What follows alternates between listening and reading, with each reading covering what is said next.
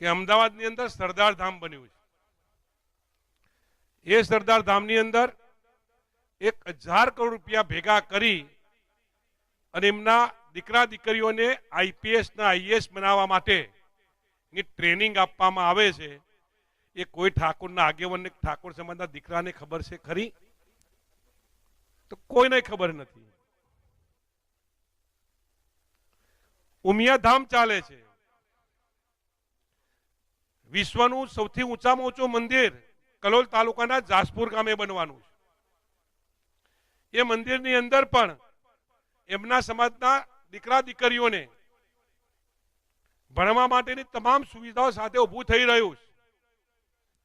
એમના સમાજમાં કોઈ પણ પ્રકારની ટીકા ટિપ્પણી કર્યા સિવાય એમના સમાજનું કામ આગળ વધી રહ્યું છે। અને કોઈ મોબાઈલમાં અમે આ કરીએ છીએ કે અમે આ કરીએ છીએ એની કોઈ પોસ્ટ આવે છે ખરી? નથી આવતી।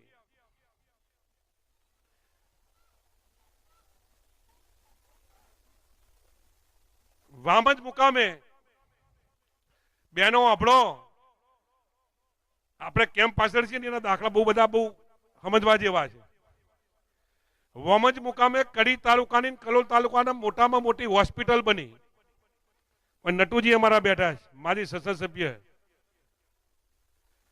એ પત્રિકામાં અલ્પેશભાઈ 200 નામ હતા, તમામે તમામ સમાજનું નામ ઓપનિંગ કરવામાં ખાતમુહૂર્તમાં, નોટ અ સિંગલ નામ ઠાકોર સમાજનું એક પણ નામ નહોતું।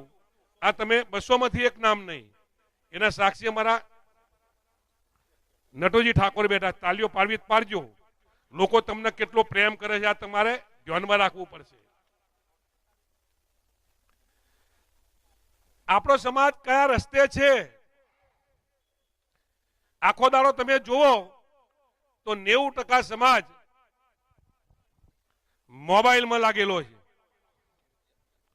રીલો જોવાની, રીલો બનાવવાની, મારે તમારા વિરુદ્ધમાં બોલવાનું, તમારે મારા વિરુદ્ધમાં બોલવાનું, મોબાઈલમાં બધાને બતાવી દેવાનું। આ સિસ્ટમ હમણાં 400-500 દિવસથી જોઉં છું।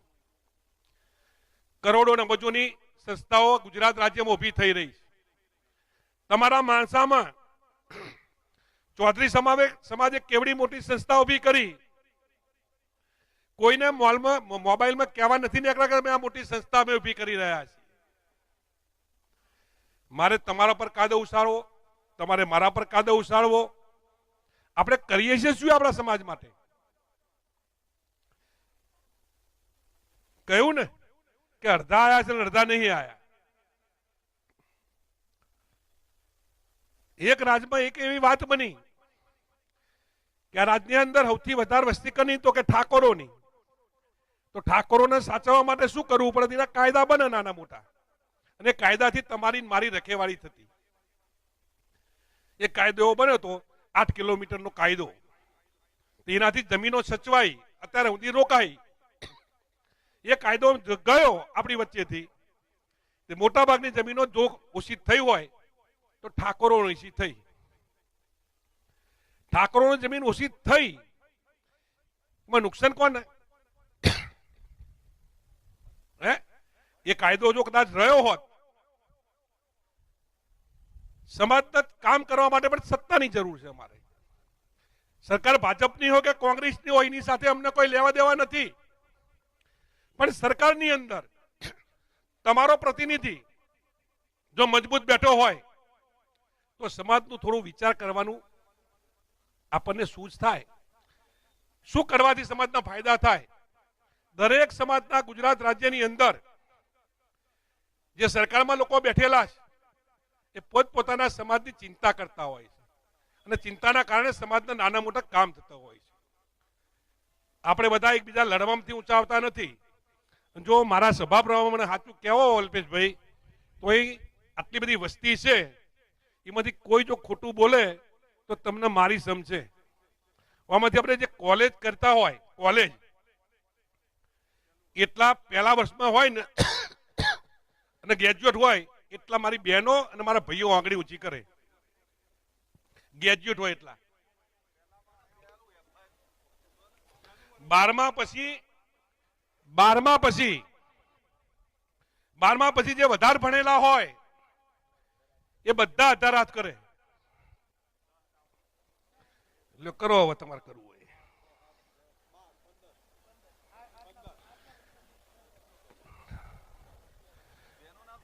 બહેનોમાં હાથ ઊંચા કરો. બહેનોમાં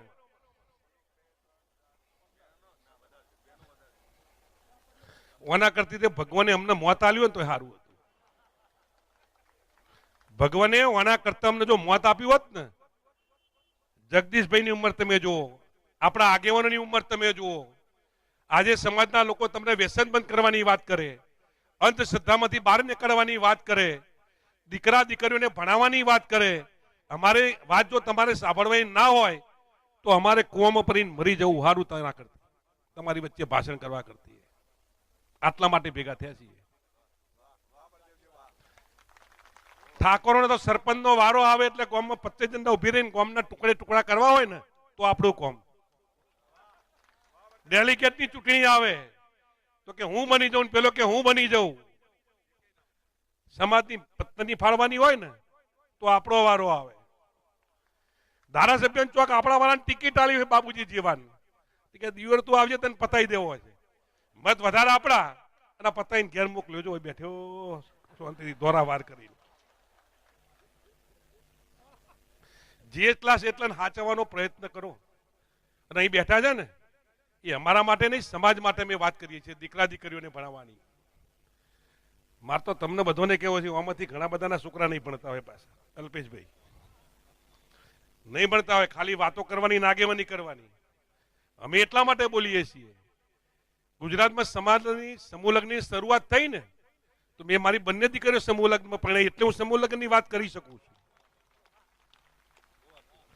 જગદીશભાઈ ઠાકોરની બંને દીકરીઓ સમૂહ લગ્નમાં પરણાઈ એટલે સમૂહ લગ્નની વાત કરી શકે છે.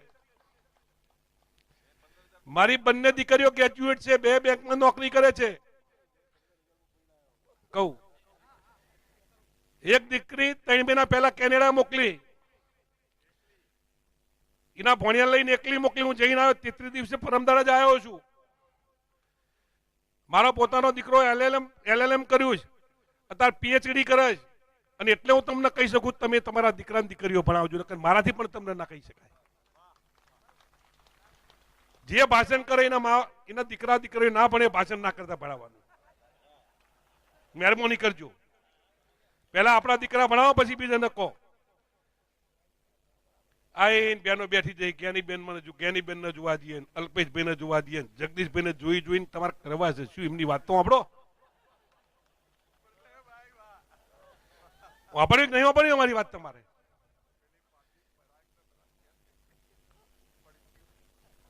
આખો દાડો RDM તોડવાની, RMD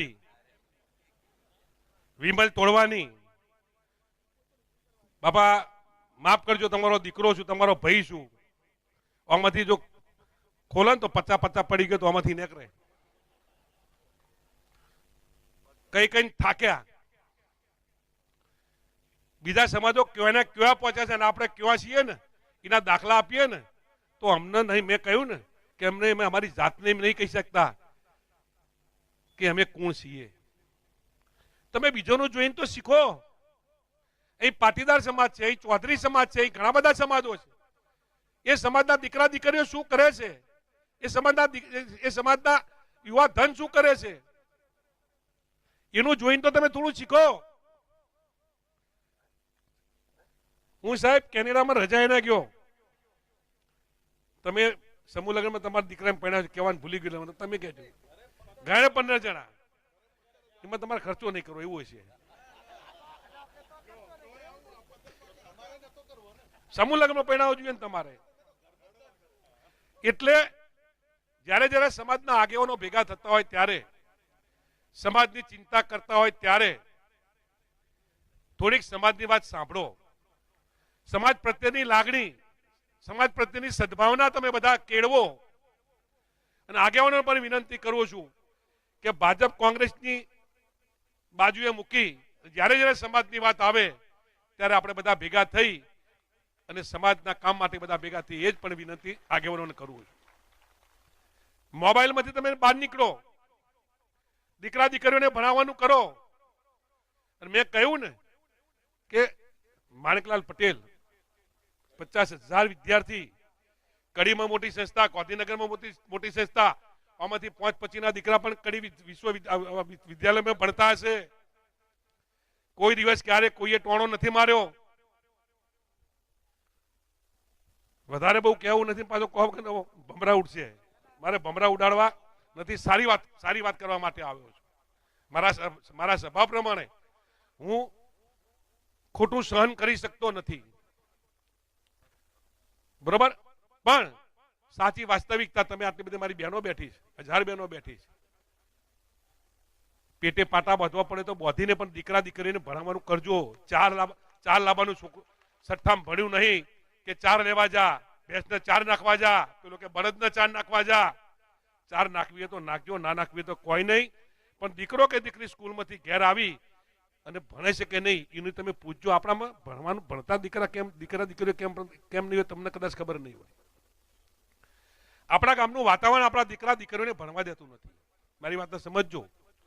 આપણા મોહલ્લાનું વાતાવરણ આપણને, આપણું ઘરનું વાતાવરણ આપણા દીકરાના કારણે આપણા દીકરા દીકરીઓ ભણી શકતા નથી.